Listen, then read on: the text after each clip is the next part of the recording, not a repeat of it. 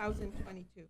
Tonight, we will have the Pledge of Allegiance led by Eagle Scout Dustin Schellenberg and the prayer given by Pastor Larry Jameson from Life Gate Church. Please stand for the pledge and remain standing for the prayer. Thank you.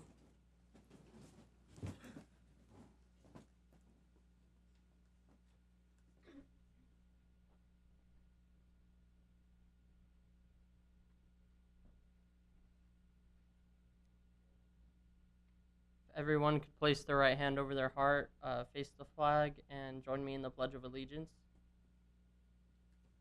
I pledge allegiance to the flag of the United States of America and to the republic for which it stands, one nation, under God, indivisible, with liberty and justice for all.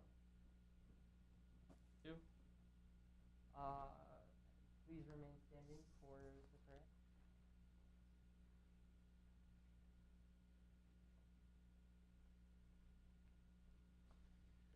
Let's pray together. Heavenly Father, Lord of all, we thank you for this wonderful city that we have the opportunity to live within, to work in, and to make great relationships with others. Lord, you have blessed us in so many ways, and we look forward to the continuance of that. Your word says, "Blessed is a man who walks not in the counsel of the ungodly, nor stands in the way of sinners, nor sits in the seat of the scornful. But his delight is in the law of the Lord, and in his law he meditates day and night. And the promise is this that you give, and he shall be like a tree planted by rivers of water that brings forth fruit in its season, whose leaf shall not wither, but whatever he does shall prosper."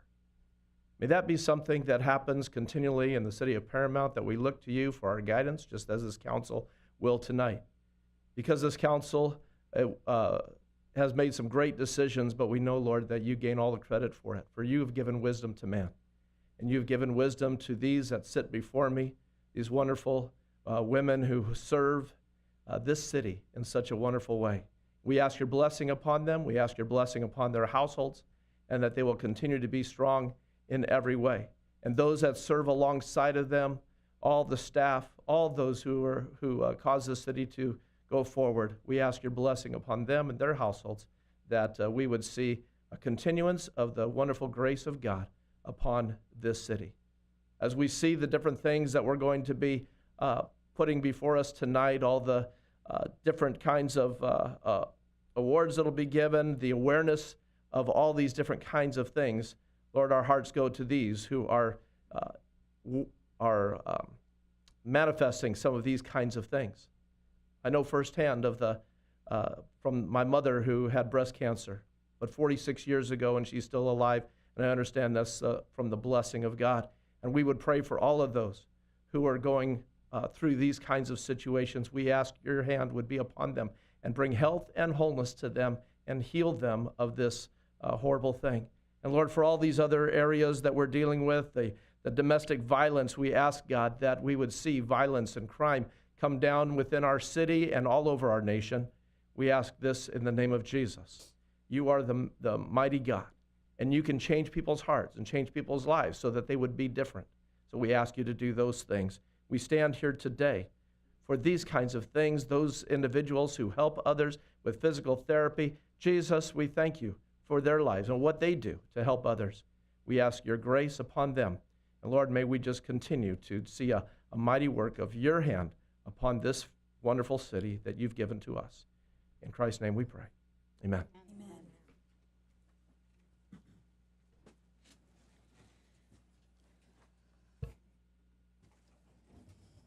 Thank you. Heidi, may I have roll call of council members, please? Councilmember Delgadillo. Present. Councilmember Lemons. Here. Councilmember Olmos. Here. Vice Mayor Aguayo. Here. Mayor Quer Stallings. Here. We'll begin our tonight's meeting with some special presentations. Will my colleagues please join me at the podium? Thank you.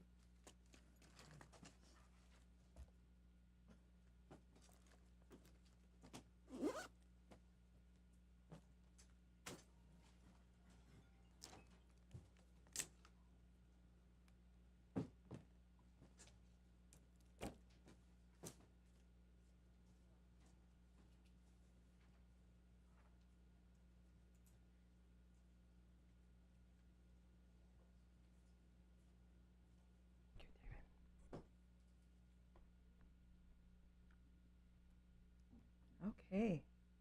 Hello, everyone. Tonight, we're recognizing some special members of the Paramount community. First, would Dustin please come back up? Dustin has led us in the Pledge of Allegiance. He is being recognized for becoming an Eagle Scout, the highest honor in the Boy Scouts of America. It takes years of hard work to gain this status, plus determination, intelligence, and leadership skills. Dustin's Eagle Scout project was done at Emmanuel Reformed Church and will help the volunteer program there. This shows his devotion to our community. He's a fine young man, and we're happy that he's a resident of our beautiful city. Congratulations, Dustin. Would you like to say a few words? Hi, I would just like to say it's a really great honor to be here. It's also pretty cool for me to be here as well because we, as well as my troop, including two of my patrol members back there, Alan and Rex, we've gone to Lakewood City Council meetings and we've helped with flag ceremonies there. So it's cool just to get the feel of my city and what we do here.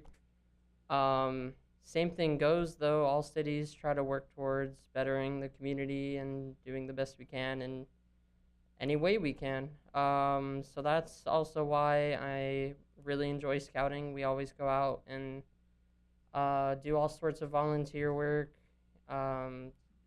whether it's restoration or just kind of helping with things like Project Shepherd and collecting food for those in need. And that goes for church as well. Emmanuel helps with things like Pitch and Paramount and work days around the city. And that's just a big part of who I am and kind of one of the main things that's helped me get towards Eagle and finally earning Eagle.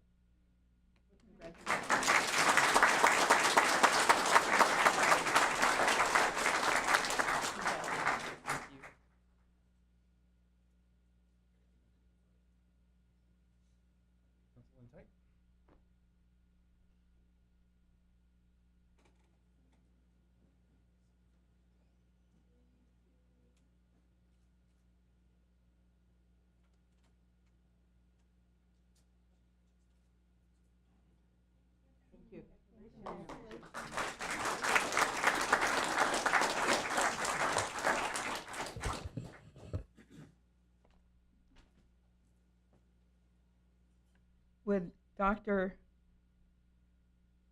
Nabil Corey, Dr. Maribel Corey, and Manuel Alberti please join me?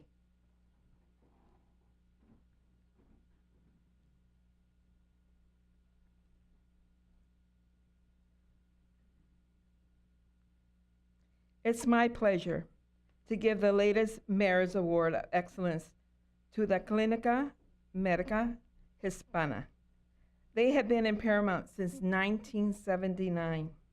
Their mission is to provide quality medical care to individuals regardless of income level. Part of their mission is offering a range of free services for our moderate to low income residents. For instance, women 40 and over can get free mammograms. Also, free treatment for breast and cervical cancer, pregnancy tests, prenatal care and childbirth, and exams and vaccines for children up to the age of 19. The clinic was also extremely helpful during the pandemic. They worked with the city and the county Department of Public Health to hold vaccination campaign at Paramount Park. This gave thousands of people protection against the worst of COVID-19. Their commitment to our community in the form of life-affirming and life-saving health care is truly wonderful. So it's my pleasure to recognize them for the Mayor's Award of Excellence. Would any of you like to speak?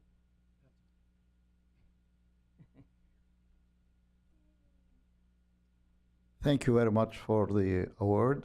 We are very privileged and very happy to be here tonight and to receive this award. We have been humbled and very privileged to receive it. And I would like to say that we've been very proud to serve the community of Paramount and the surrounding other communities around Paramount. And we love to continue to do that. And thank you very much.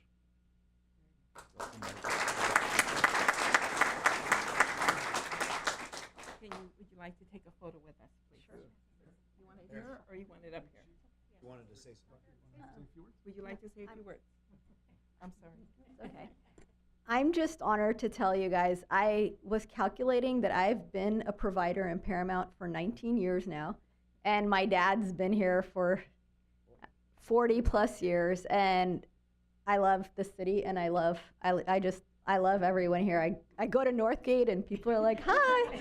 So yes, you guys have done a phenomenal job, and you should all be very proud of the city, because the city is above and beyond so many cities I've seen out there. So thank you for giving us this honor.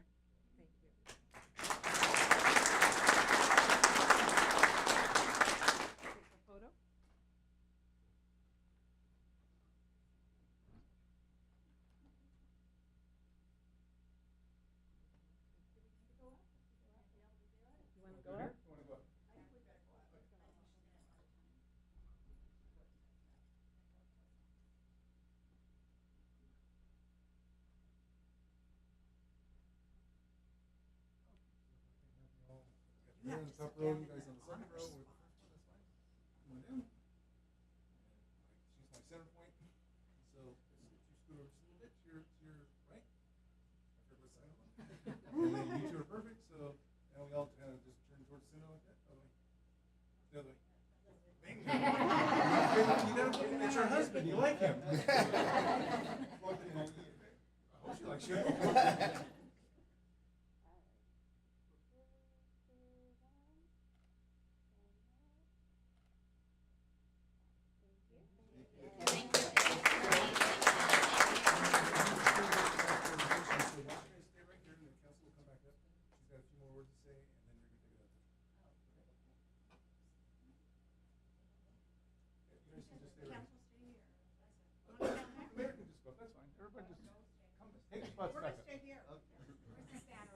That's it.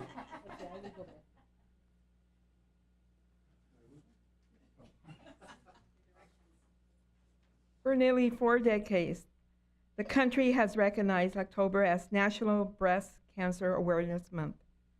This is a time to educate people about the importance of early detection of and timely care.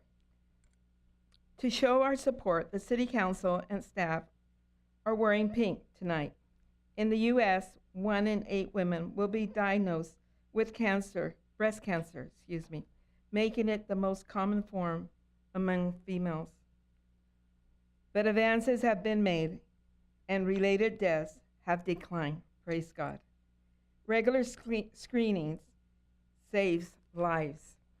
That's why we thank our friends from the Clínica Médica Hispana for their free mammograms and give them our proclamation.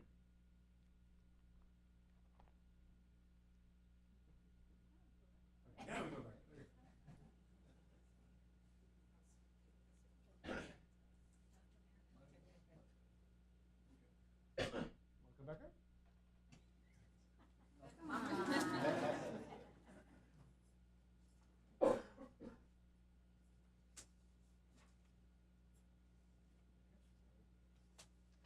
Here's my center point again. So you can scoot just a little bit.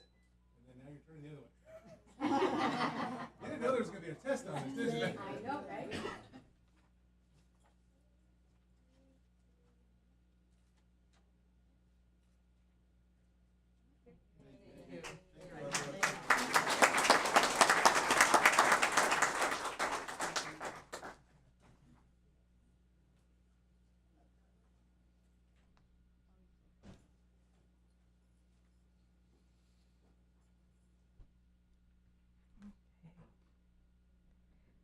Would Maria Mendez from Successor, Ending Domestic Violence, please come up?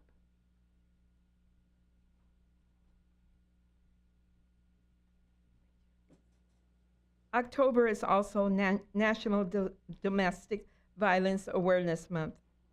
This ties individuals and organizations working on domestic violence issues. Sadly, nearly 20 people per minute are physically abused by a partner in the United States. That's more than 10 million men and women a year. 1 in 3 women and 1 in 4 men have experienced some form of physical violence. Millions of children are also exposed to domestic violence. This affects people of all ages, income levels, races, religion, and nationalities. The effects can cross generations and last lifetimes. But the progress has been made to support victims and survivors and hold abusers accountable. Su Casa has been helping victims since 1979 and does important work in Paramount. We appreciate their dedication to our residents. We're presenting a proclamation to Maria for their community, who is their community outreach manager. Would you like to say a few words, young man? I wanted to say thank you to the community, thank you to the city of Paramount. It's such an honor to be part of an agency that's focused on helping the community during a time of crisis. Thank you.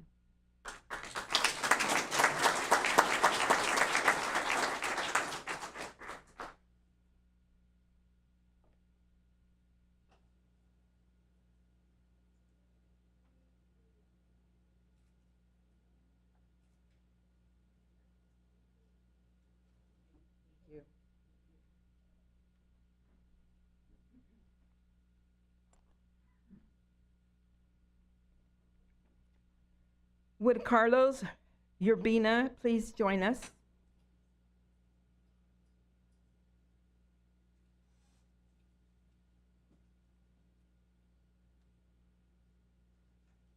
Hello again. October is also National Physical Therapy Month. This highlights the work done by physical therapists to get people moving. And we all need to keep moving and stay active as we age. Physical therapy can inspire changes that improve and save lives. We're pleased to recognize the work of the California Aquatic Therapy and Wellness Center, better known as Pools of Hope. Each year they serve many members of our community with their indoor warm water pools for rehab and wellness work. Using a pool is great for people who can't do land-based rehab or exercises. The City Council recently took a tour of the facility, and I have to say, it's a wonderful place and fantastic resource. We're very happy to be associated with them.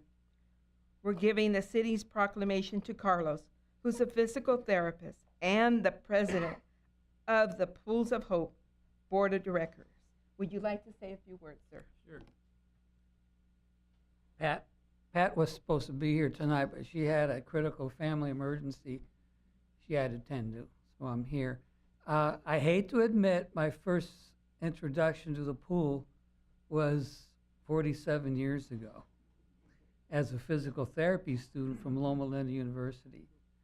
And I'm trying to retire, nearly retired, but I really appreciate the city of Paramount because of all the organizations we deal with.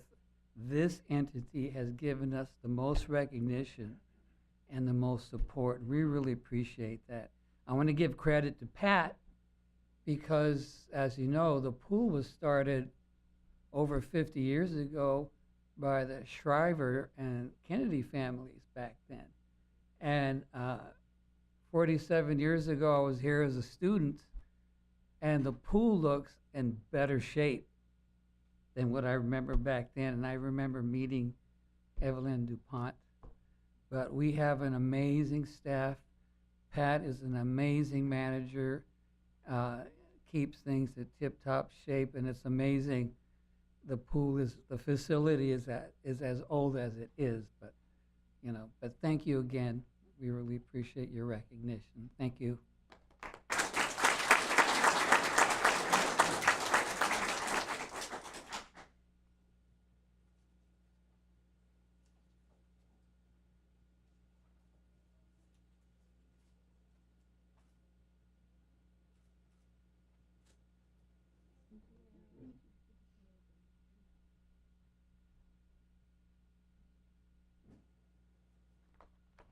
Thank you, Carlos.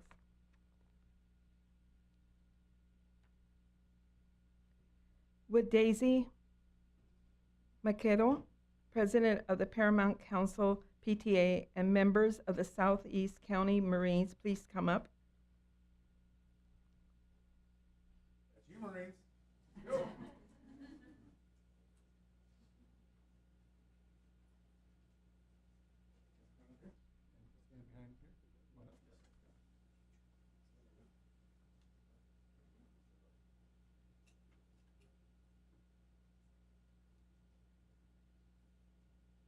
Okay.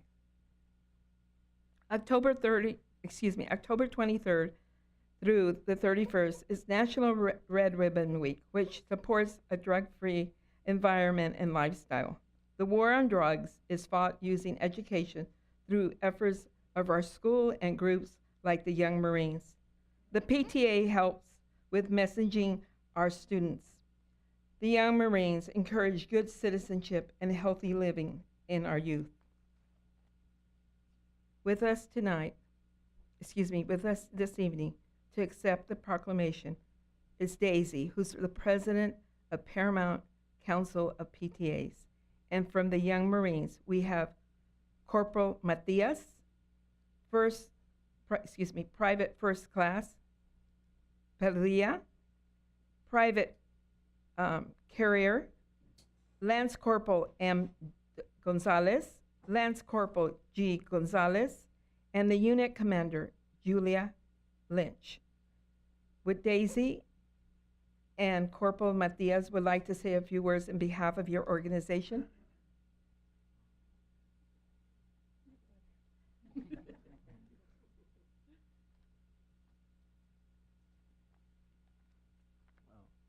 Good evening. Good evening.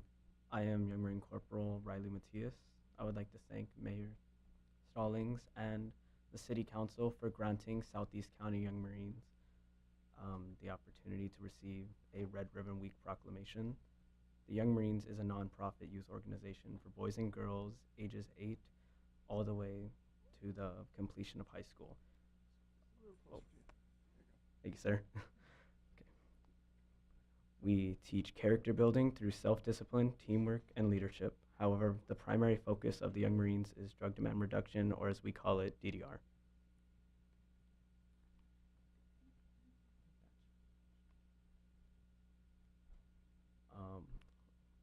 Just a little bit more history. Red Ribbon Week began in 1988 and is a United States initiative for education and for the education and prevention of drugs, tobacco, and alcohol abuse.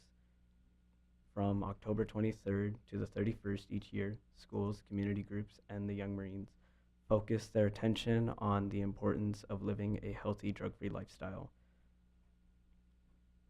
For those who may not know the history behind the inception of Red Ribbon Week, it is a time of remembrance for the fallen drug enforcement agent Enrique Kiki Camarena. In the early 1980s, Kiki had been working undercover for more than 4 years to dismantle drug manufacturing and trafficking in Guadalajara, Mexico.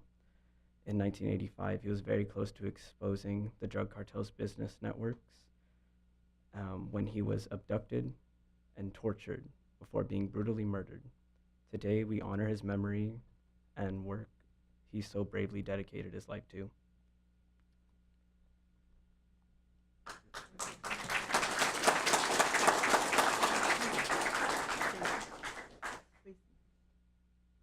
Thank you for the proclamation. I am Daisy Macedo. I am your PTA president. And I think right now, in the moments that we are living with the drug epidemic, with the high school students, I think it's very important for us as a community and parents to be more involved. So I strongly encourage everybody to be a PTA member if you have not done so yet. You can join on jointotem.com. And thank you.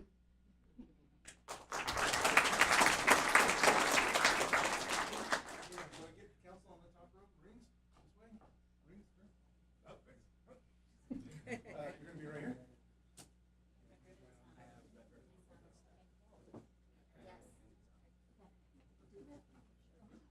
Let's get you in the middle because you got the proclamation. You too. Back, close up. There you go. A little tight. You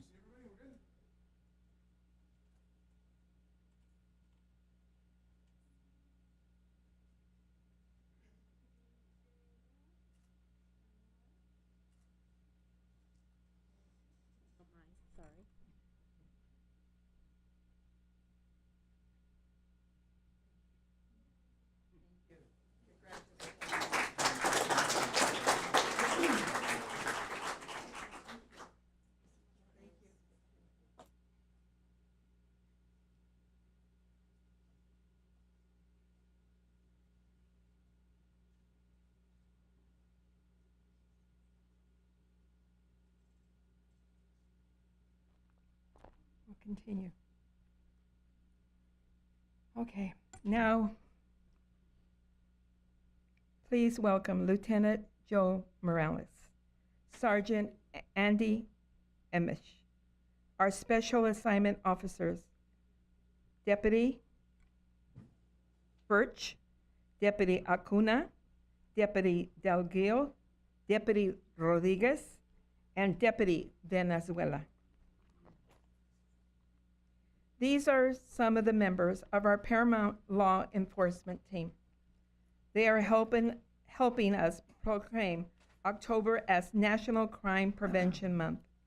Together, we are celebrating the city's strongest relationship with the LA County Sheriff's Department.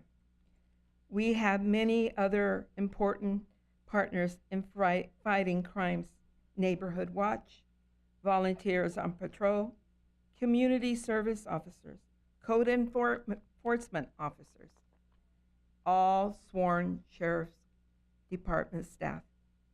Thanks to everyone's dedicated efforts, Paramount has seen a large decline in serious crimes for decades. We encourage residents to support the prevention activities that can help to keep our community safe. This month, we will also see a number of special events. Coffee with a Cop is tomorrow at Starbucks on Rosecrans Avenue from 5 to 7. It's a great chance to meet your local enforcement officials for a casual conversation. Our Public Safety Expo will be on Saturday, October 15th, mark your calendar, from 11 to 2 at the Paramount Sheriff's Station. You can meet personnel from the Sheriff's Department, County Fire Department, and public safety organizations. There will be displays, a kids zone, free ice cream, hot dogs, and more. Lieutenant, would you like to say a few words, sir? Thank you, Mayor, City Council. In the interest of public safety and crime prevention, I'd just like to take this opportunity to remind everybody that there's some things that you could do at home to not be a victim of crime. Small things that you can do, beginning with the way you park your car at the house. You know, a lot of times when we respond to car vehicle burglaries, it's because the doors were left unlocked. And probably more important than that, there's a lot of times there's, visible things that can be seen left in the car. So for instance, like if you're coming home after a long day at work, just please make sure you bring your things in from the car. Don't leave anything visible in the back seat. People look for laptops, they look for bags, and they'll often break into cars because they think that they could take something valuable from there. Also, I encourage everybody to develop a good rapport with your neighbors. So if you go on vacation, make sure your neighbors know that you're going to be leaving. Have them collect your mail, because a lot of times criminals will go open mailboxes to see who's got a lot of mail in the mailbox, because that's going to tell them, hey, this person's not home, and then they could break into your house. So these are just two small little pointers that you can do to not be a victim of crime. But one of the most important things you can do is, obviously, it starts at the home. So make sure I encourage everybody to have open discussions with their kids, talk to them about the dangers of alcohol and drug abuse, and also gang violence. But the city of Paramount, you guys have been really good at the Sheriff's Department. We really appreciate that. And our deputies are always here at your disposal whenever you need something. If you see something in your neighborhood, don't be afraid to call it in, and we'll get deputies out there to respond to whatever it is that you need, because we're here to help. Okay? Thank you.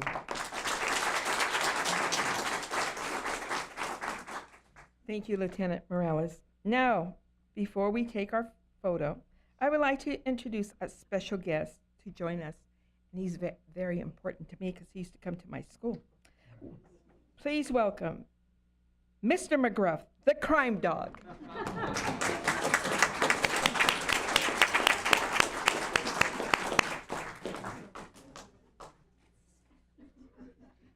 I was a librarian for Paramount Unified School District, and I used to love it when Mr. McGruff would come and see our students. And the kindergartners all the way to 8th graders loved you to death.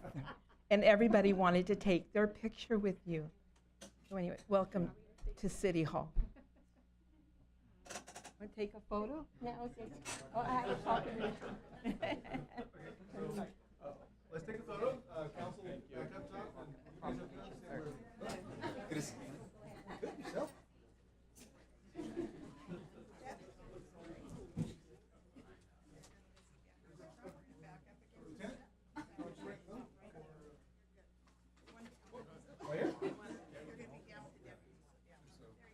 Right here? So, we'll make sure that you're full square, so you're gonna get right between these two. Okay, so, come on in. Come on in. Rick Ruff doesn't bite. Okay. Got the shot?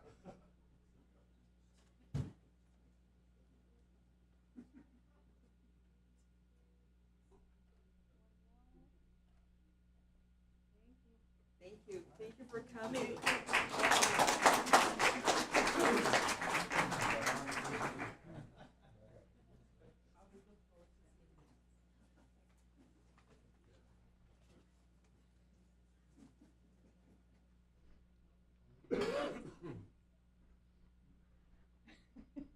It's always great to see him.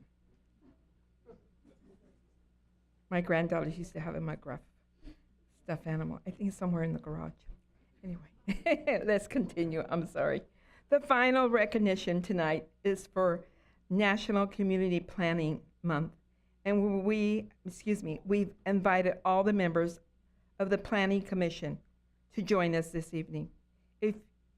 With those members that are present, please come up and join us.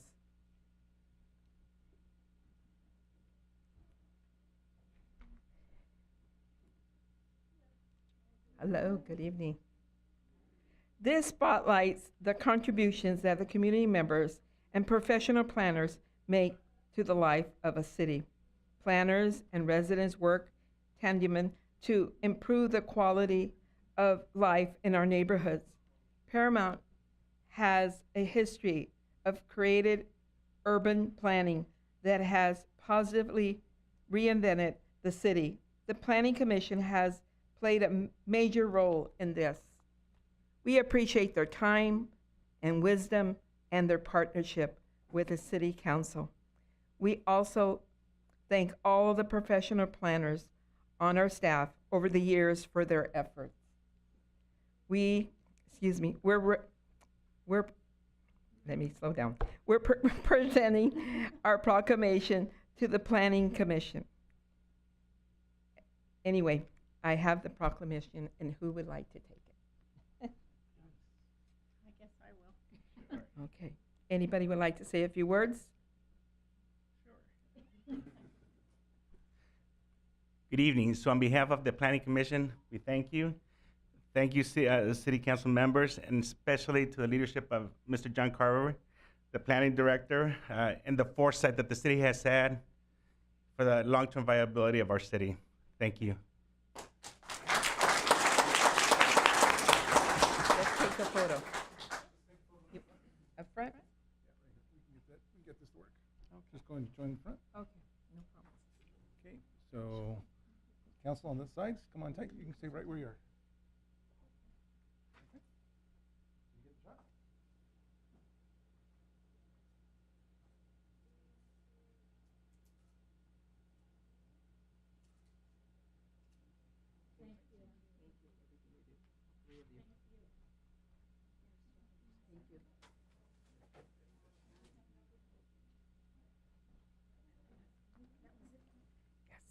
That concludes our public presentations. I want to thank everyone who took part tonight for making Paramount a great place to live, work, and play.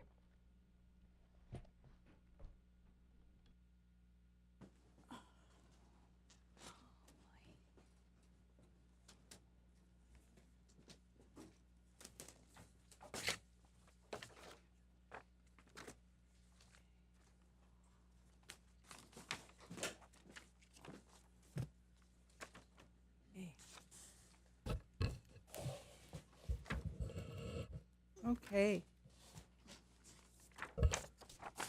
Next, we'll move on to the business portion of our agenda. John, are there any public comments, updates from the last city council meeting, sir? Yes, Madam Mayor, we do have one from the September 20th, 2022 City Council meeting. The commenter at that meeting was Mr. Albert Wilmomsky. Mr. Wilmomsky complained about loud parties, if you recall, and loud music disturbing his peace. He also complained that when he called to report the nuisances to the Lakewood Sheriff Station, he received poor customer service and his call was not responded to.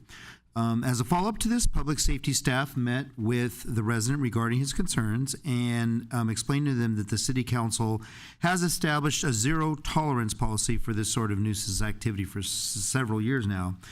Staff explained to the resident that the city employs a dedicated sheriff's deputy unit to address loud parties and noise disturbances at any time of the day. A patrol truck was created for the location of the violations, and the deputies will be monitoring for any future disturbances. Staff also relayed the residents' complaint about the inadequate customer service response to Lieutenant Morales. We explained to them that the city does expect the highest standard of customer service in calls for service, and will continue to work with our partners at the Sheriff's Department to improve in this area. And that concludes the public comment update for September 20th, Madam Mayor. Thank you. Now is the time that members of the public may comment on items that are not on the agenda.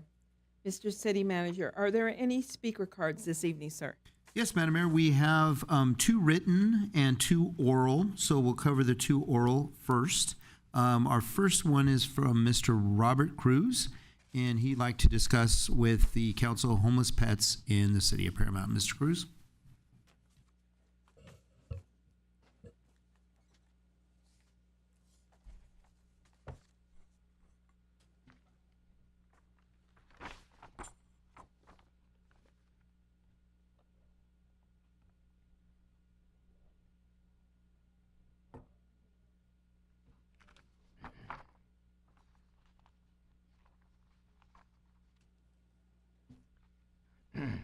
Hello, Mayor and City Council members. My name is Robert Cruz, and I'm a concerned citizen of Paramount. The city's most recent flyer about the reduction of homeless in Paramount is fantastic news to hear. Though as I travel through our city, I see unfortunate homeless people with their dogs, and this breaks my heart. It's to my understanding that the homeless have a choice between giving up their pups to a shelter so they can be housed. I am blessed. I have a pup of my own. His name is Archie. Archie is blessed to sleep inside with AC when it's hot outside and sleep inside when it's cold outside. Where if I were to be less fortunate, I too would not in any way surrender my pup to a shelter. Pets are considered as a family member, and no one leaves family members behind. The photos in front of you are Blackie, Chocolate, Dean, and Lola. As you can see, the photo of Dean holding a bag of food that my family provided to his pup. Dean and Lola were very thankful and appreciative of the help. My family wishes that we could help out all homeless pets in our city. The question here is tonight, how can we all help as a community? Find housing for the homeless that accept pups, pets, create fundraising events for shelter, pet food, vaccination, and vet exams. Perhaps the next city flyer post pictures of the homeless pets that are in front of you, so residents can be informed how to help and donate. It is my request that the city reaches out to SIACA for help for free vaccinations, free veterinary care for our homeless residents. Next, if the city could help waiving the cost of pet registration fees, also to help spread the word at all city functions. The city can have a separate canopy and a table and set aside to inform residents with flyers and a donation bin to help the homeless and less fortunate with their pets. The flyer would be detailed how to donate money, food, water, clothing, and blankets. By having regular scheduled pet pantry days and pet wellness days, this will help our community, and any excessive food donations can be donated back to SIACA. My goal is to help the homeless, senior citizens, and low-income families within our community to help their pets safe, healthy, and happiness. Thank you, the Cruz family, and I'm open to any suggestions or questions. Thank you, sir. We'll get And- back to you. Yeah, Mr. Madam Mayor, Cruz. if I could just, Oh, I'm sorry. I'm the city's representative for the SIACA agency, and I know that a program like similar to this does already exist for veterans. So I will certainly bring this to the board of directors regarding the homeless, and we'll see what we can do. Okay, all right, thank you. Thank you. And can I just add, Madam Mayor, too, didn't the speaker just host a great event for pets this last weekend that was done with Emmanuel, Project Hope, right? There was a big, they were doing chipping the dogs. I mean, there was a big program. Speaker Renda's office did an event with Emmanuel Church, correct? Yes. Okay. Was it free? Yes. Yes. Because I did see the flyer on that, but I didn't read the details. I didn't know if it was Yes. free. So I think Yes. Yes, it was Last it was Saturday. last Saturday. It wasn't here, though, was Yeah, it was No, at it was here in Paramount. Oh. it was at Emmanuel. Yeah, I think they were Oh, doing. it was at It was Emmanuel? at Emmanuel. They were I doing saw chipping of pet- the dogs. yeah, it was a pet day or vaccinations. something it was Yes. called, right? Groomings were Yes. happening. They were checking the dogs. Yeah. Yeah, I think I'm right, but I know there are programs. I just wanted to share that. I know we did have something this past Saturday. Maybe we can get it more out on our social media if we need to share that information. Well, the thing is, the question here is tonight is the homeless pets, because they're out in the streets, and they don't have access to this type of information, more or less probably transportation to take their pets to get this type of service. Sure. Well, that's something too. We do have a person that works in the city specifically with the homeless community. So you bring that to our attention. And now, Steve, you can add something else to your list next pet fair that For we hear pets. about. And those homeless that we have specific with pets, maybe we could get that information to them. Yes? Yes. Thank And you. Steve, can you please make contact with Mr. Cruz? Thank you. Thank you, Thank Steve. you. All right, Thank you. Thank for you, your Mr. help. Cruz. Thank you so Really much. appreciate it. Thank you, Thank you. sir. Yes, John? Can we- Yes, Madam Mayor. Our next speaker is Miss Jeanette Mowry, who lives on Gardendale Street, and she'd like to speak about parking issues. Hello. Good evening, Mayor and council people. I just wanted to speak, ever since we've put in the bike lane on Gardendale Street, it's kind of impacted our parking situation. I have a vehicle that parks in front of my house all week and only moves when there's street sweeping day. And as soon as that happens, he parks his car there again and gets in another car and takes off. He lives in apartments at 8240 Gardendale. They have 19 units and 19 parking spaces, which means if there's 2 adults, there's 19 parking spaces that need for them on the street. Corner of Merkel and Gardendale, northwest corner, was painted red when it was painted white before, so that took away a parking spot. Corner of Merkel and Gardendale, northeast corner, painted red, taking away 2 parking spaces. Gardendale Street from Merkel to Downey Avenue, the whole block is posted no parking, taking away approximately 5 parking spaces. My neighbor, I have a neighbor who has 8 cars. It's a 2-bedroom duplex. There's 3 adults and 4 children. 2 of those children are at driving age. They park 6 cars out on the street and 2 in their double-car garage. I have family members that don't even want to come visit because there's nowhere to park anytime they come. And I'm hoping that maybe we can reclaim those parking spots that were taken away because of the bike lane that was put in. I know in front of my house, we still have our parking and there's still the bike lane, but down that one block that's in front of that apartment complex is posted no parking anytime. So they don't have anywhere to park other than over on our block, which takes away parking. My neighbor, I helped pay for and apply for a handicap because they're disabled and they didn't have parking space. Well, now that they have their disabled blue spot, a person from that apartment complex comes and parks with their disabled placard there as well. I've seen about 3 or 4 cars that come from that apartment complex that park on our block. Just hoping if we can open up the spaces that were painted red for some reason, if we can bring back to be available, and also that one block all the way from Merkel to Downey Avenue. Madam Mayor, can I ask a Yes. question? Adriana, I don't know if this would be you, but I remember getting in touch with Public Works or Public Safety for some complaints that I had about the bike lanes on Gardendale, and I was told that's the city of Downey.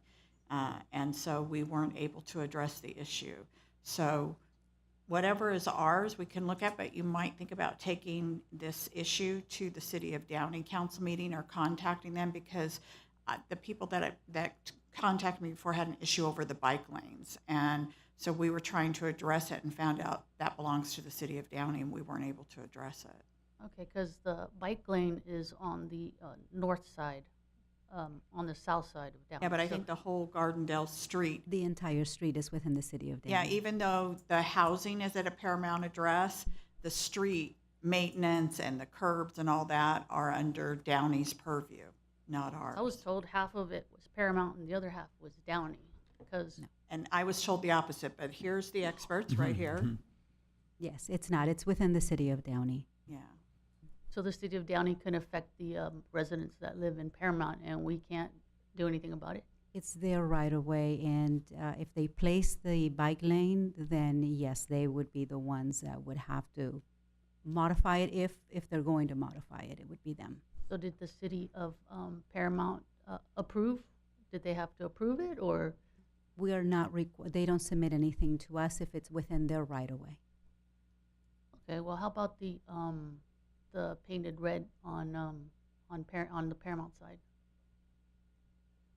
That of would Merkel. also be the city of Downey. I believe it's all the way to the curb. So all the way, I want to say, is it the sidewalk? It's the sidewalk, right? I'm trying to remember. We can look it up. Yeah. This is And on yeah, Merkel, absolutely. where there's 3 spots that are available that was painted red. I would hope they don't have charge of that as well, because that's. Sometimes they do. We have some areas in town where the home, and Councilmember Lemons is correct, the home is within the city of Paramount, but as soon as the sidewalk begins, that is the right-of-way of a different city. But we can certainly check We the can look addresses into and it. see. We'll certainly see, and if not, then Public Works and Safety can get back to you and let you know that you need to address your concern to the City of Downey, but we'll check the address. But I just ran into that about 2 months ago and was surprised too to find out, oh, but the address is in Paramount. Yes, but the street belongs to Downey, and it was up to the sidewalk, and I went, oh, okay. Yeah, that's Yes. interesting, because And- when something happens on that street, we have to call Paramount Sheriff. It's like the maintenance and repair, and under, like, if they want to put traffic lights, if they want to put bike lanes, they have that right.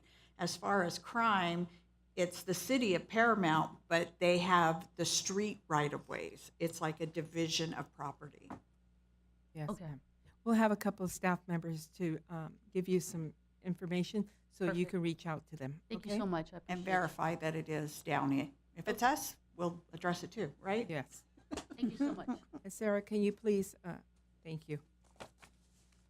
Yes, Sean? Okay, Madam Mayor, we'll move on to our written public comments. We do have 2, however, one of them is for agenda item number 19.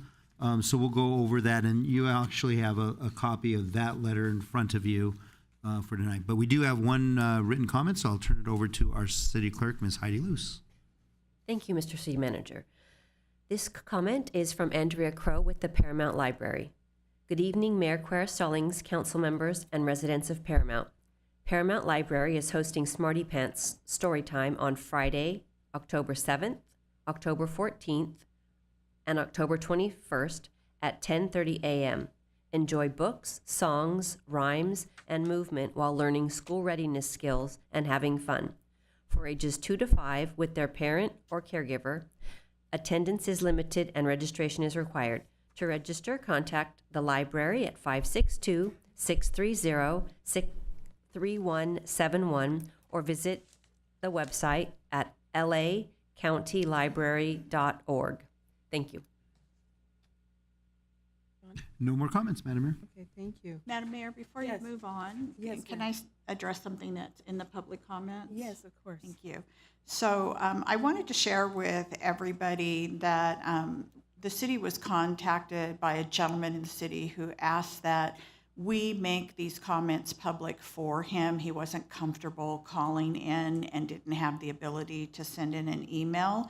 His name is Michael Alba, and he lives in the city of Paramount, been here for many, many years. And recently in his neighborhood, there was a scheduled power outage by Edison that took place. And I guess Mr. Alba is on the call list for Southern California Edison, that they're supposed to get in touch with him to make special provisions because he's dependent upon an oxygen machine. And with the power outage, he wouldn't have what he needed in his home for health purposes. The oxygen machine wouldn't operate.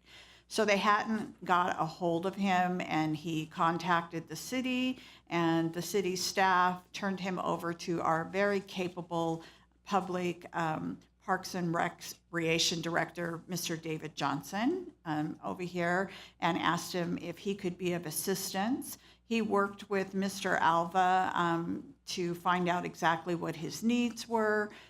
The weekend was coming up, which is when the outage was scheduled for, and told him that if Edison did not get in touch with him by the time the electricity was to go out, he gave him his cell phone number and told him, call him at home on a Saturday, and he would see to it that Mr. Alva was taken care of. Well, Edison, I guess, did not get in touch with Mr. Alva, so he did call David, he said early Saturday morning, and he goes and he answered the phone. He was just shocked because he thought he was probably getting some kind of come on and it wouldn't happen. Said that David, and I think it was some people from Public Works that assisted David. It's Adriana Figueroa's team did all the actual work. Yeah, so Adriana's, but he specifically, I guess, dealt with you, David. That was the name you have. Adriana, thank you so much for your people stepping in. But this is a gentleman who said himself that he's been to the city council meetings on a few occasions to express his great discontent with the city. And he wanted us to know now that we are his guardian angels and he loves us. Thank you, David. Thank you, Adriana. Thank you. Thank you, Peggy. Now we'll move on to the consent calendar. May I have a motion to approve the consent calendar? So moved. Second. Heidi, may we have roll call, please? Councilmember Delgadillo? Yes. Councilmember Lemons? Yes. Councilmember Olmos? Yes. Vice Mayor Aguayo? Yes. Mayor Quer Stallings? Yes. Next, we'll move on to new business. May we have the report on the American Rescue Plan Act project expenditure plan, John? Yes, Madam Mayor. As you recall, the city received nearly $19 million from the federal government under the American Rescue Plan Act, or ARPA, as it's known. We have several years to spend this money, and the City Council adopted an overall spending plan last year that charts the course for how this money will be spent over the next few years. Then each year, when we adopt our budget, we allocate money from that pot of funds to different projects. So we're pulling from this funding source little by little each year. However, throughout the year, we may have a need to move money around within this fund to meet the goals of the City Council, and that's what we are doing tonight. So with that, I'll turn it over to our Senior Management Analyst, Mr. Anthony Martinez, who will walk you through the item. All right. Anthony? Thank you, John. Thank you, John. Good evening, Madam Mayor and members of the City Council.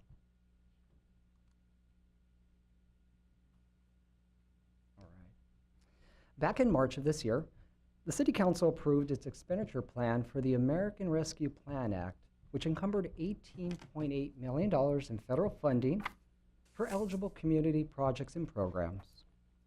This federal funding is intended to address the negative economic effects brought by COVID-19 on businesses, states, and local governments.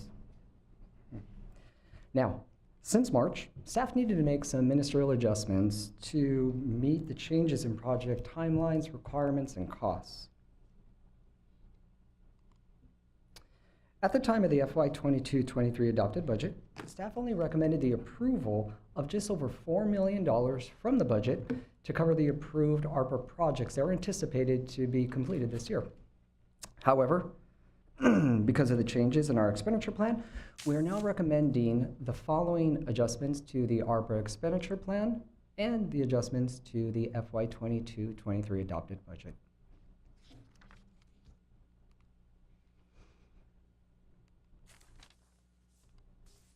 First, reappropriate $200,000 from homeless services to affordable housing.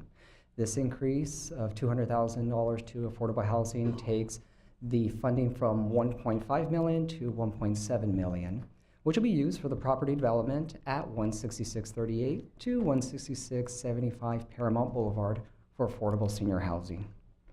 Now, though, we do see a reduction of $200,000 in our homeless support services, the city still has funds available to support homeless services, such as $350,000 from the Home ARP Fund and $97,000 from the CDBG Fund.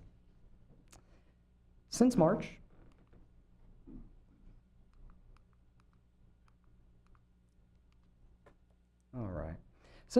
we've had increases in our business recovery, community enhancement, emergency preparedness, and infrastructure enhancement projects, which required a decrease of $634,000 to the water infrastructure category and $84,000 to the administrative cost category to offset the costs of the increases in these projects.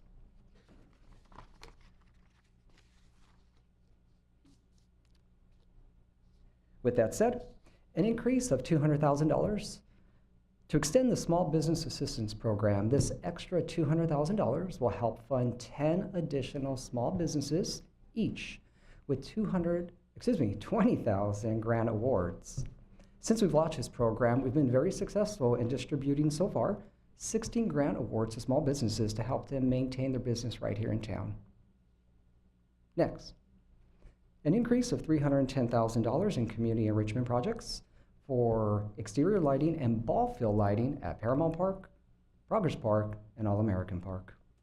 Next, an increase of $176,000 to the emergency preparedness projects. This is going to be for the purchases of the road barricades and electronic message boards. And an increase of $32,000 for infrastructure enhancements. This will be for the LED retrofitting at City Hall and right here in the chamber.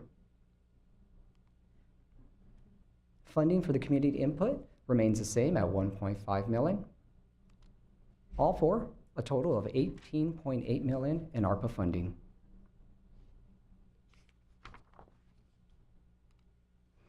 As an incentive for residential households to promote water conservation, staff proposes to partner with the Metropolitan Water District of Southern California, MWD, by committing $250,000 in city-funded rebates to MWD's Residential Turf Replacement Pilot Program. This added bonus for residents is designed to promote water conservation for households by replacing the existing grass and replacing it with drought-tolerant plants or artificial grass.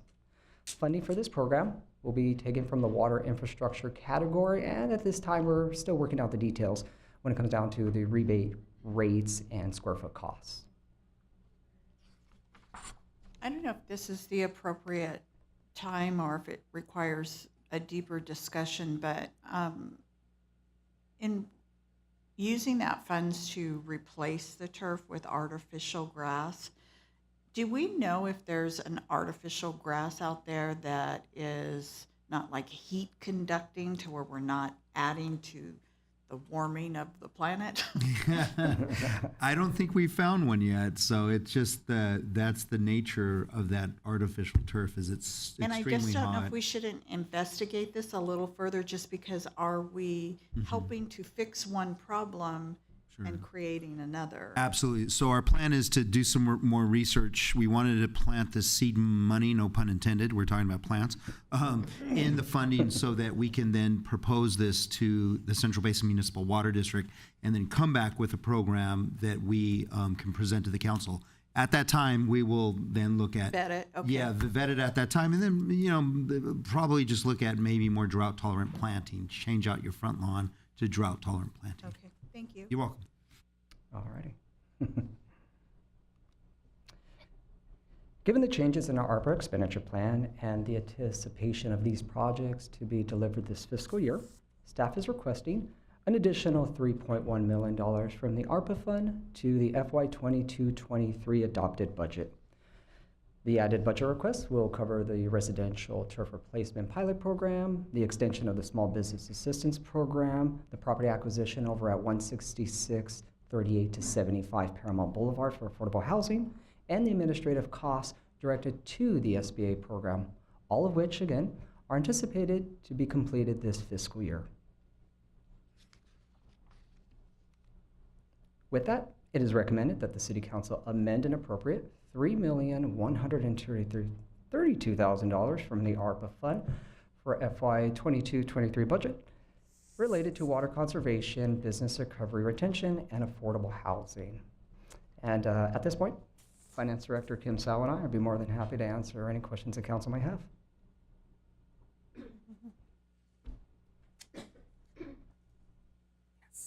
Any questions? Nope. I had a question. How much money per household are you going to allow if it gets approved?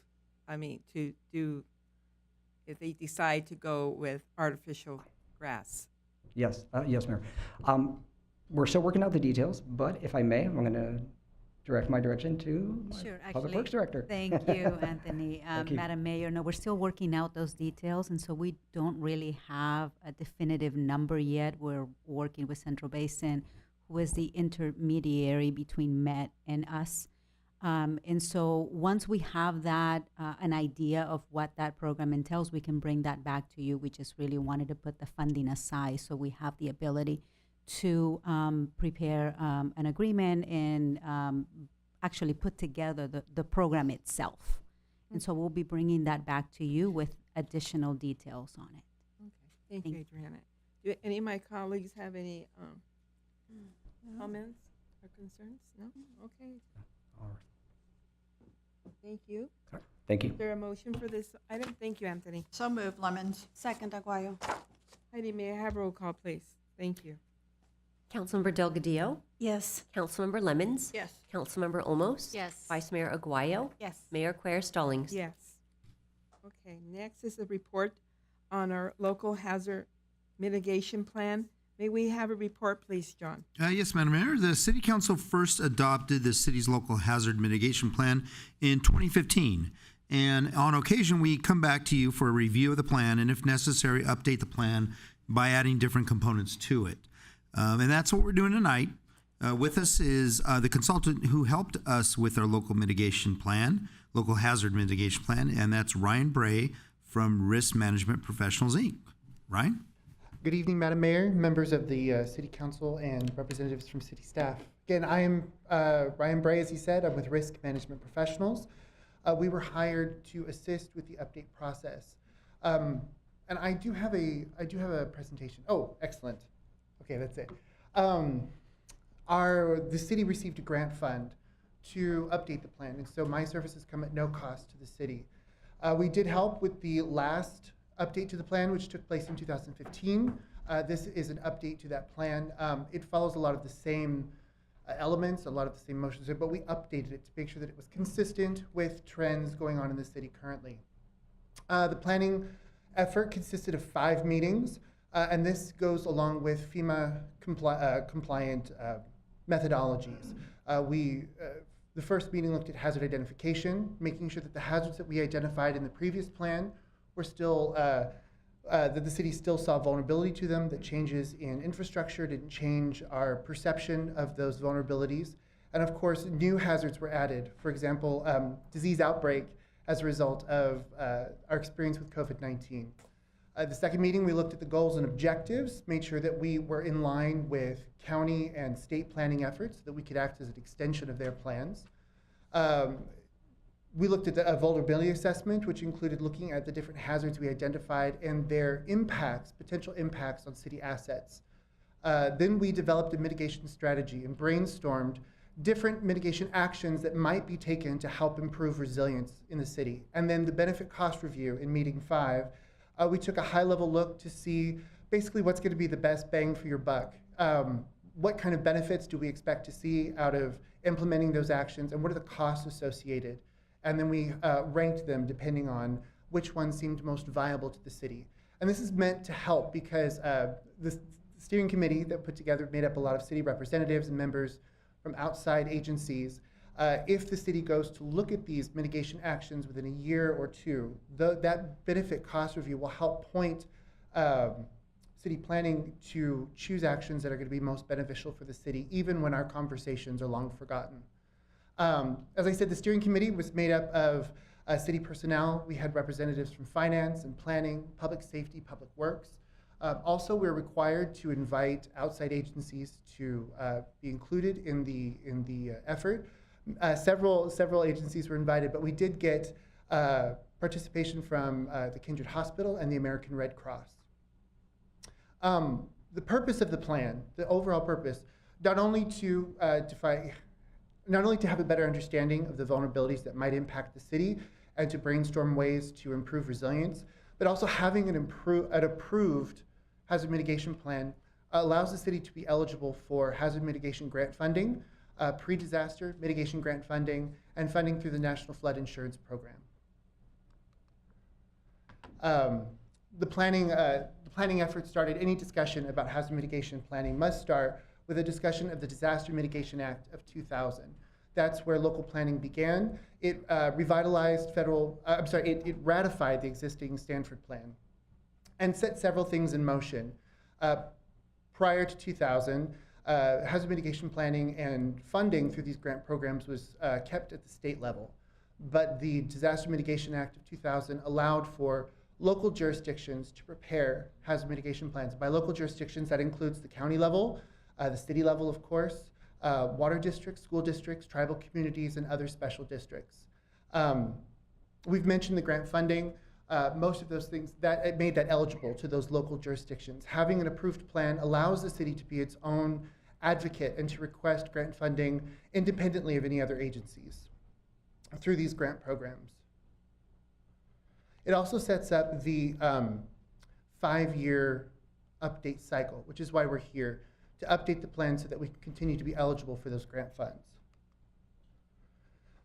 One of the other things that the Disaster Mitigation Act set in motion is that it required that the planning be an open and public process. To fulfill this requirement, we invited the public to participate in steering committee meetings. And in addition, this City Council meeting allows the public to bring comments about the plan directly to the City Council and to me. In addition, the plan has been posted on the city website where comments can be brought in. Currently, I have received no comments, but the comment period is not yet closed. Again, this requires, in addition to the public, it calls us to have coordination with neighboring communities. This helps us get a better idea of the vulnerabilities that impact the region and a better idea about our own vulnerability. And again, members, representatives from Kindred Hospital and the American Red Cross did sit on our steering committee.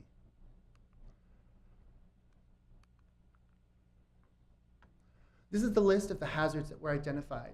The scores on the side are a result of the matrix that was used to determine vulnerability. This included elements for likelihood and frequency. This included considerations for the impacts of those hazards and the onset times and potential areas that would be affected. So the numbers here, they don't represent numerical values for vulnerability. What they do, though, is they create a hierarchy where we can understand our vulnerability a little better. Those with higher numbers represent what we considered a higher vulnerability to the city, and those that were lower, obviously, less of a vulnerability, particularly when it comes to the city's assets and infrastructure. And it is that spectrum, it's that range that FEMA is looking for in planning efforts. Something that was new to the plan is that we included, or we expanded the discussion on climate change. The Climate Adaptation Planning Guide was revised in 2020, gave us a little bit more ideas about what we should be doing with regards to climate change by including it into the planning effort. I just sat in on a workshop for planning, and I've seen climate change addressed in many ways in different plans. Many times they will include it as its own hazard. But what we have done at Risk Management Professionals and what we've done for the city is to take a look at the different hazards that they've asked us to look at, and that would be increased temperatures, reduced precipitation, wildfire risk, and some public health hazards. What we've done is we've looked at these said if we saw a scenario of increased temperatures, reduced precipitation, and reduced water supply, we would call that a drought. And so we have connected the drought hazard that was already in the plan with climate change and said that any mitigation action that we develop that mitigates drought also mitigates climate change. In that workshop, FEMA has made that the only method they would like to see in future planning efforts. So we were ahead of the game on that one, which was really good to see. Something else that's new about this plan is that we've included homelessness as an identified hazard.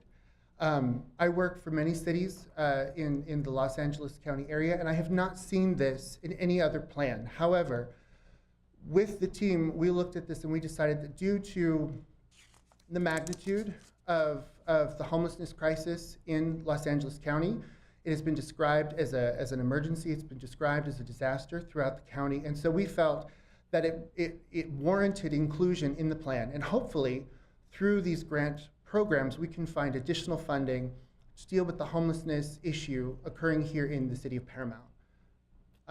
So we might be a little bit cutting edge, so we'll see what FEMA has to say about that. The next steps, we've brought this plan to the City Council today because the review process at Cal OES and FEMA can take up to 6 months to complete. If there are comments about the plan, we would like to hear those from the City Council at this point, because any significant changes to the plan may restart the review period. So that's what we've brought here today for your approval to submit this plan for review to Cal OES and FEMA. It will be brought back to you with pending approval notice once it's ready. And at this time, I would like to open it up to any questions from city staff or the council. Does council have any comments? Yeah, I have a couple. So we spent 3 days this past weekend as council members regarding hazardous mitigation plans, EOC to EOC coordination.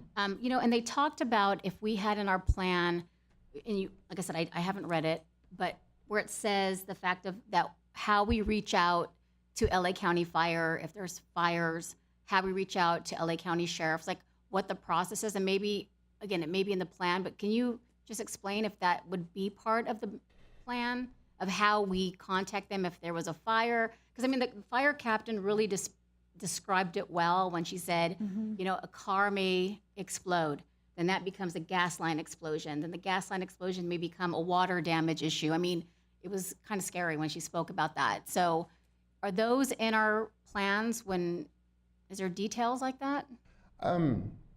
It's very interesting. So there are some. We may not have hit it from that angle. Okay.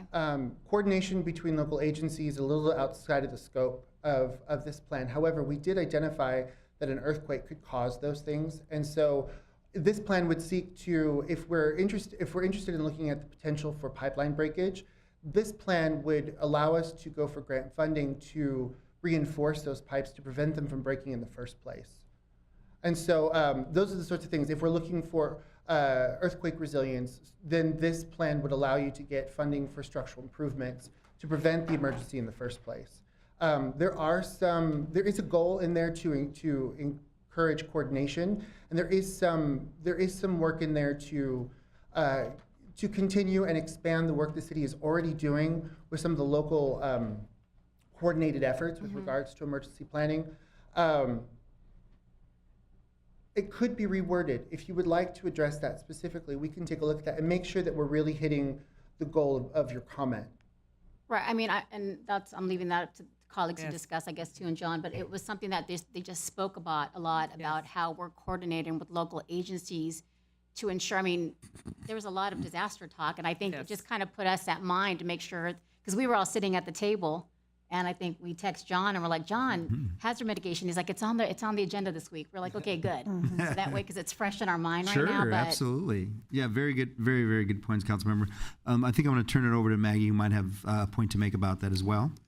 That would be part of the EOC plan, which is a separate plan that we can touch upon, which would be how do we notify agencies regarding emergency preparedness. To know so how I could definitely the how to. Yes, I could provide to council a Friday memo, which would be a separate item to this specific plan. Got it. Okay. So you have a plan. Got it. Thank you. Anyone else? You mentioned, I have a question. We can go back to the slide where it says risk ranking. Mm-hmm. How did you come about which is high, which is moderate, low? Mm-hmm. So it was based off of 3 different matrix points. So there was one for frequency. So the more frequent something is likely to happen, the higher the matrix point. They were all given a value system of 1 to 5. So the more frequent it is, if it's going to happen more than once a year, it gets a 5. If it's unlikely to happen less than once in every 50 years, it's given a 1. And so it's progressive. In addition, there was another matrix point where we talked about the different impacts that a hazard might have. Will it take down lifelines, including power, water, power, phone lines, all of those sorts of things? How long would they likely to be down? 12 hours, 24 hours? Could it result in an injury? Would there be death? And so those things were also ranked 1 to 5, depending on the severity. And then in addition, there was we call it consequence, but it breaks into the disaster area. For example, an earthquake and a drought have the ability to impact the entire city at once, where a main line breaking would be localized. In addition, we can look at onset. For example, drought is usually something that occurs after many years of low water scenarios, where an earthquake happens usually without notice to most people. Yes. And so again, that was ranked 1 to 5. Those numbers were multiplied together just to give us a ranking that we could, so that way to demonstrate to the team and to the plan how we actually understand the hazards and the vulnerabilities that they present to the city. Okay, because my concern was the disease outbreak, and since we had COVID-19 and now we have monkeypox. So I was like, okay, that's kind of low. But that was just my personal concern. The disease outbreak now that you explained it, now okay. I understand. Thank you, sir. Anyone else have any questions or comments now? No. Okay, thank you. Thank you very much. Have a good evening. You too. Let me see where I'm at. Okay. Is there a motion for this item, please? So move, Lemons. May I have a Second, please? Delgadillo. Heidi, may I have roll call, please? Councilmember Delgadillo? Yes. Councilmember Lemons? Yes. Councilmember Olmos? Yes. Vice Mayor Aguayo? Yes. Mayor Quer Stallings? Yes. Okay. Now we'll move on to the next item. May we have the report on the agreement for Park Master Planning Services? John. Yes, Madam Mayor, this next item is something that several cities have, but unfortunately we don't, but we're going to fix that. And that's called a Park Master Plan. There are many benefits to adopting a park master plan that Mr. Johnson will go over in just a second. Thankfully, the City Council had approved money in this year's fiscal budget to create a park master plan, and we have a consultant that we like to hire for this important job. And so with that, I'll turn it over to our Community Services Director, Mr. David Johnson, to tell us more about the purposes of the plan as well as the consultant. Dave? Thank you, John, Mayor and council members.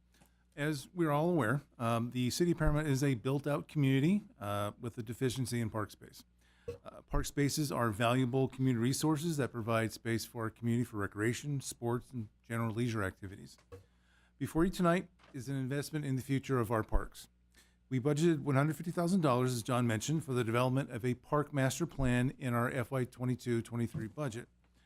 This plan will develop a comprehensive inventory and analysis of our existing park spaces, identify opportunities for new park development and renovation of current spaces, prioritize those park development activities, and seek out and include community input. This plan, when completed, will provide the city a roadmap for park renovations and potential new developments and improve accessibility to our park grants that we have to identify along the way, that we can develop some kind of program that we are more successful in gaining those grants.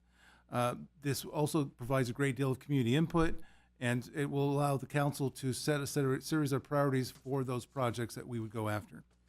MIG Incorporated has provided us with a proposal to complete a park master plan for the City of Paramount in the amount of $147,000 and $147,902. We have previous experience with MIG. They successfully completed the housing and environmental justice element of the city's general plan with our planning department. They have provided park master plans and park development plans for a variety of cities in both LA and Orange County. And then for my own personal experience, MIG was the agency that we worked with for the landscape design for Ralph C. Dills Park when we converted it to a nature park. So very familiar with them. The proposed agreement with MIG is a professional service agreement, and per the municipal code, section 3.12.080, it is exempt from bidding requirements. However, since the agreement for park master planning services is over $40,000, the city council approval is required for this agreement. We are recommending that the city council approve authorize the city manager or his designee to execute the agreement with MIG Incorporated in the amount of $147,902 for park master planning services. We do have a member of MIG with us. This will be part of the team that would help us develop this park master plan, Jose Rodriguez.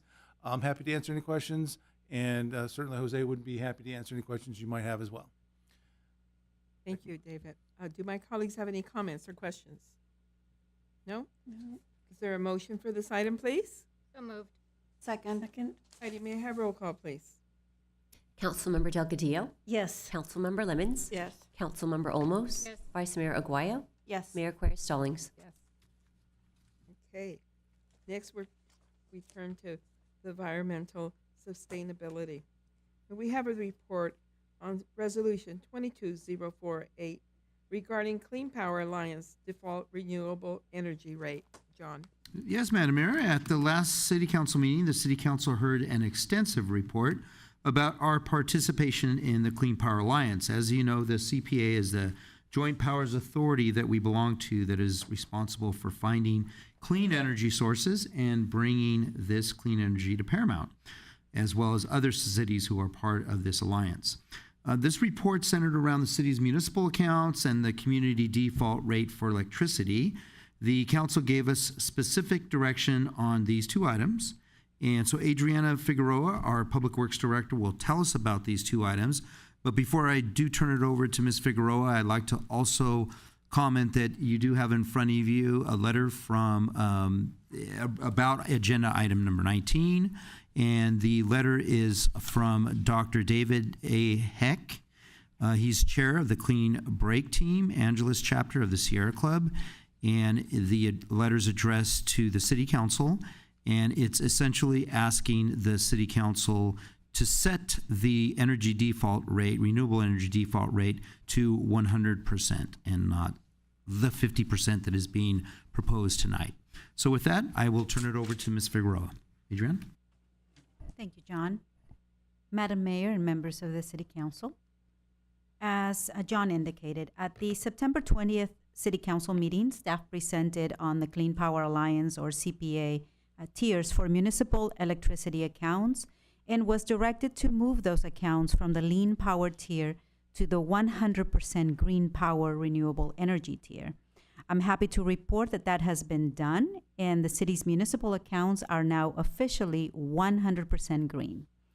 Now, let me direct your attention to the table that was prepared by CPA, which gives us a comparison on environmental impacts from this action related to our municipal accounts. Moving from lean to 100% green, which is depicted in the green shaded area, allows us to cut greenhouse gas emissions by 1 million pounds per year. That is similar to taking almost 100 vehicles off the road for 1 year, and it reduces emissions that are equivalent to growing almost 7,500 trees for a period of 10 years. Also, at the September 20th meeting, the City Council received a presentation on the community-wide default rate, currently at the lean power renewable energy tier. Staff received direction then to bring back a resolution that would authorize a change to the default rate, moving from the current lean power at 36% renewable energy to the 50% clean power renewable energy tier. If approved tonight, the new default tier would become effective October 1st, 2023. This gives both CPA and the city time to roll out an aggressive outreach campaign as directed by the City Council.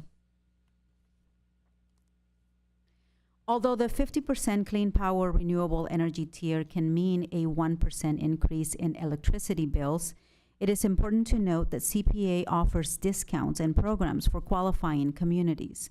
As an example, the Power Share program, which was presented by CPA at an earlier meeting, provides 100% green power to those that qualify under that program and adds a 20% discount on their monthly electricity bills. This again allows residents to benefit from 100% green power at a very discounted rate. And CPA currently has 460 Paramount accounts already enrolled in this program. Customers will always have options. They may opt to change the rate option at any time by calling CPA customer service or visiting the CPA website. Customers who are impacted by the default change will be able to opt down and stay with the Lean Power Renewable Energy tier, or simply opt out of CPA altogether.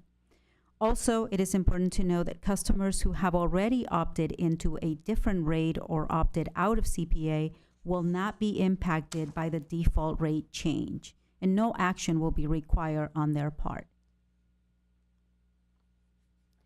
The proposed change in the default tier is, of course, in line with our recently adopted Climate Action Plan. Specifically, this aligns with Measure RE2, which is to promote and maximize community choice energy and utility clean energy offerings, and also Strategy RE2C, which outlines collaboration with both Edison and CPA in order to increase the percentage of electricity coming from renewable systems. It is critically important to emphasize the environmental impacts or benefits a change in the default renewable energy tier will make to our Paramount community. Moving from the lean power to the 50% clean power, which is also depicted in the green shaded area of the chart below, allows us to avoid about 10.8 million pounds of greenhouse gas emissions citywide. It's like taking over 1,000 vehicles off the roads annually, and it reduces emissions equivalent to growing 80,000 trees over a period of 10 years. This change will also bring environmental leadership to our region, but more importantly, it will help us achieve our climate action goals. The outreach for this change in default rate will run 2 parallel tracks. One is the CPA's outreach, which is state mandated, and I should mention has to follow a very specific process and templates, although they have enhanced their outreach to include printed bilingual material, fact sheets, and social media posts. The city's Focus outreach campaign will begin likely in the spring of 2023. We will engage our public relations contractor, Tripepi Smith, to assist us with this. The outreach will include printed bilingual material, dedicated website page with frequently asked questions and links to CPA. We also envision having a video and social media post that can go out throughout the year. The city's outreach will highlight the environmental benefits, available programs for qualifying customers, and of course, options for opting down or out of the program. So with that, it is recommended that the City Council read by title only and adopt resolution number 22048. And that concludes my presentation, but I'll be happy to answer any questions. And I should also mention, we have representatives from CPA here with us tonight. We have Gina Goodhill, who is the Director of Government Affairs. And if you might remember Dalia Gomez, the External Affairs Manager, who was here at the last meeting. She is again here with us today. If you have any questions, I'm sure they'll be happy to answer any questions. Thank you, Adriana. Do my colleagues have any comments or questions? Okay, is there a motion for this item? So move, Lemon. May I have a Second, please? Delgadillo. Okay. Heidi, may I have roll call, please? Councilmember Delgadillo? Yes. Councilmember Lemons? Yes. Councilmember Olmos? Yes. Vice Mayor Aguayo? Yes. Mayor Quer Stallings? Yes. Okay. Thank you, Heidi. Now is the time for council members' reports. We'll start with Councilmember Delgadillo. Madam Mayor, this past weekend, I attended the California Contract Cities Fall Educational Summit. The theme of the summit was emergency preparedness. It was very informative and educated the conference attendees on dealing with and preparing for emergencies at the local level. And that concludes my report, Madam Mayor. Thank you. Councilmember Olmos. Thank you, Please. Madam Mayor. Yes. Yeah, just a couple things I want to touch on the conference as well.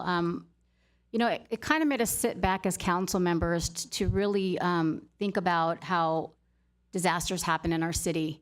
So a lot of the discussion was around how an elected official has to be like a disaster-minded elected official.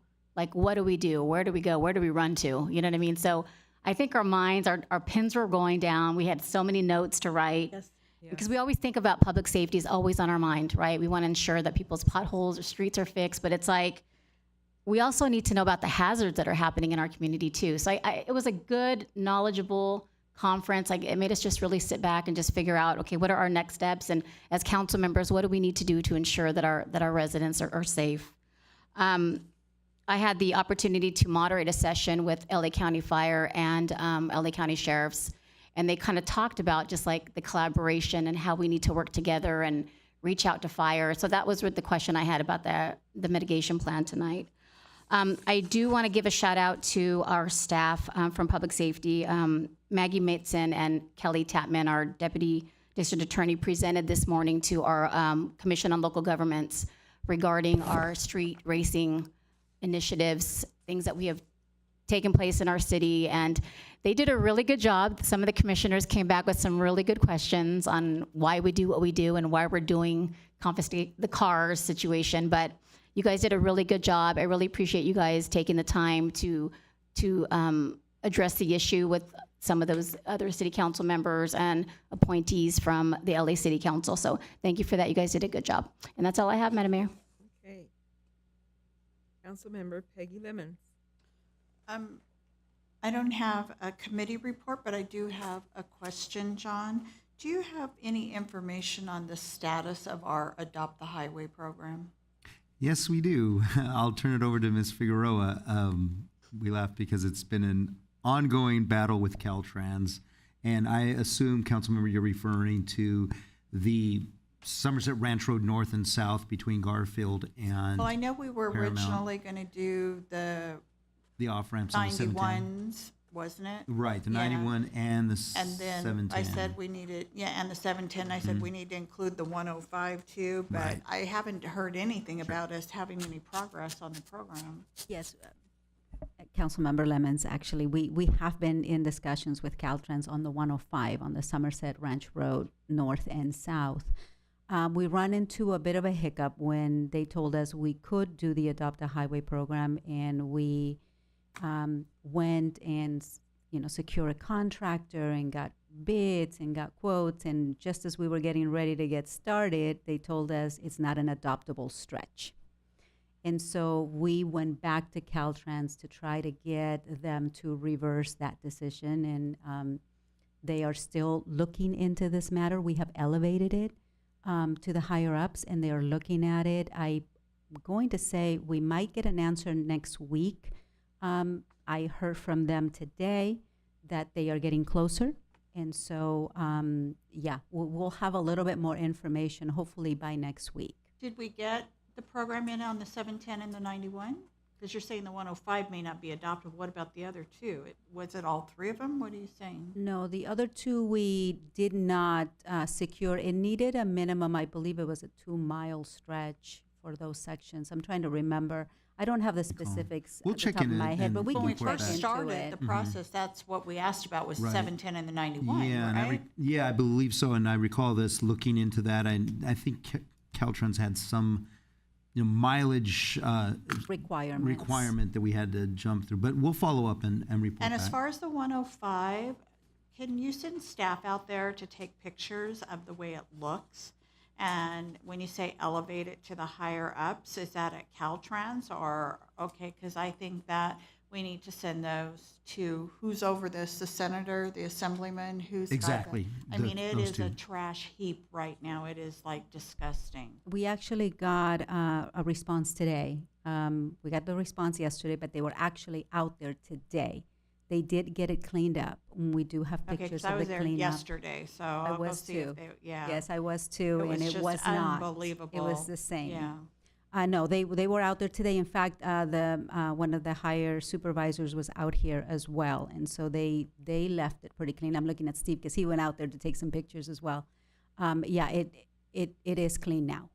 Yeah, and it's an ongoing problem, and it takes Caltrans so long to respond.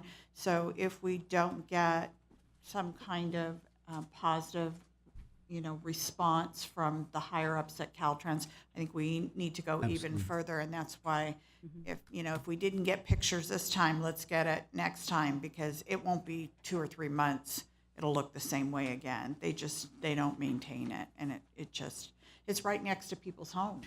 I couldn't Just agree as a more, junk hole. and that's what Adriana put in her email to Caltrans, the exact same thing that you had just said, Councilmember, that we clean it, and then 3 days later, there's litter.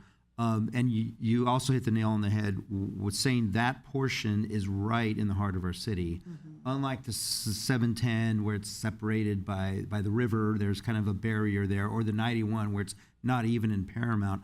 The 105, that portion of the 105 is right near homes, and so residents drive by there every single day. So, and they have to see that mess.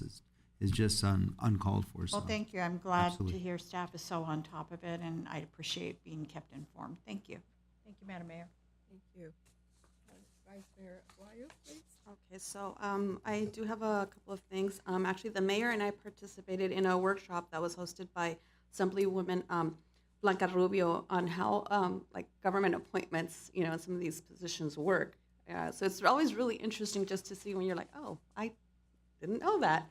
So that was really really informative. And along with my colleagues, I was also at the Contract Cities Fall Summit, and the theme really was that just emergencies and how we again collaborate, and just what each component, starting at the federal, state, county, local, and local level. So it was great to see how all of those pieces work together.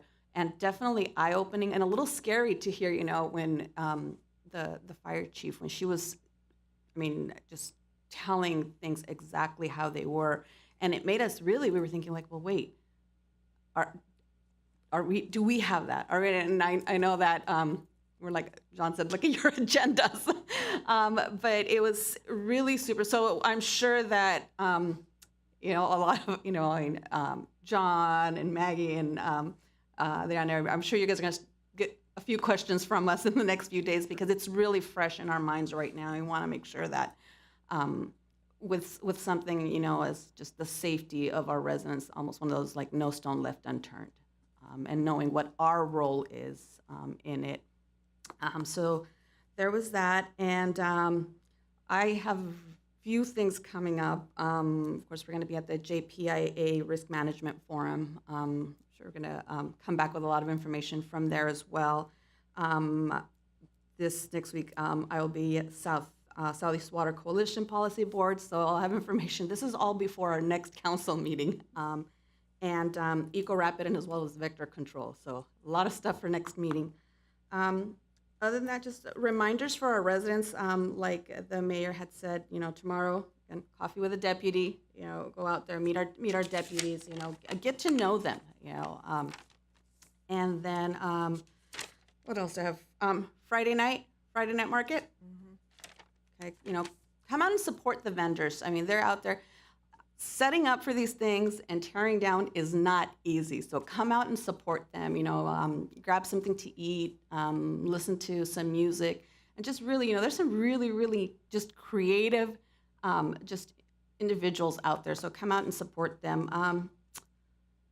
I see, and also the 15th, said Public Safety Expo. Come out, please come out to all of these events. There's so much going on in our city that, look at your around town. I was looking at it today, and I'm like, there's a lot on the back of that. All of our fall and winter events, yes, it's hot, but fall is here. So take a look at them, put them on your calendar, and come out. Come out to all of these really, really great events. There are cities around where the residents come to our events, or they'll ask, is this open to, other cities? Can I go to your event? So, good things are happening in Paramount, so take advantage of them. That's all I have, Mayor. Thank you. And the same thing that my colleagues were talking about, we did attend this Contract City Fall Education Summit. It was very informative. I received a lot of information, it really opened up my eyes to, God forbid, if there's a disaster, and how it affect our city, and how responsible we are as council members to make sure that everything runs smoothly and for our residents and taken care of. We have wonderful directors, and they're educated, and I'm sure that, God forbid, there's a disaster, things will be taken care of. But we do have some questions. I do have some questions, John, and we'll do that at another time. But also, I was able to attend with Vice Mayor the event under the hay tree with German music. It was very successful and very enjoyable. I really enjoyed that. And we were also, Vice Mayor and I were able to participate with cookies and ice cream with the seniors. And we will also have an event like that in the near future with the other council members as well. And I look forward to having that with them. As Vice Mayor mentioned, we did attend a workshop with Assemblywoman Rubio regarding appointments in the state. It was very informative, and I didn't know, I learned new things. So anyway, I'm looking forward to our conference this coming tomorrow. Actually, we'll be leaving, and we'll be coming back and reporting to you. And also, I have a couple of committee meetings this week, and I'll be reporting back.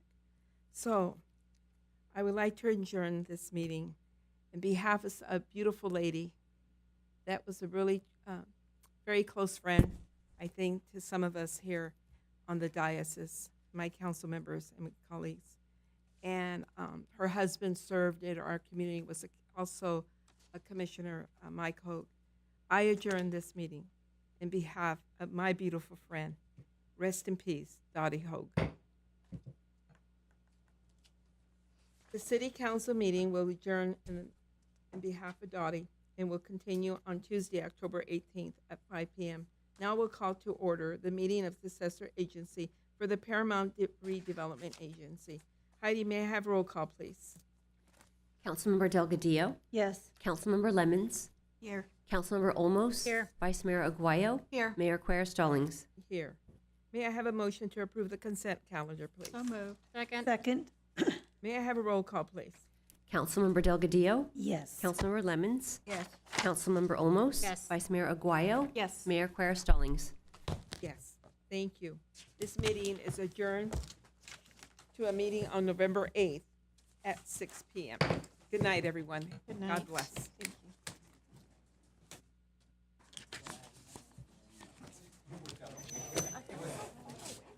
I know.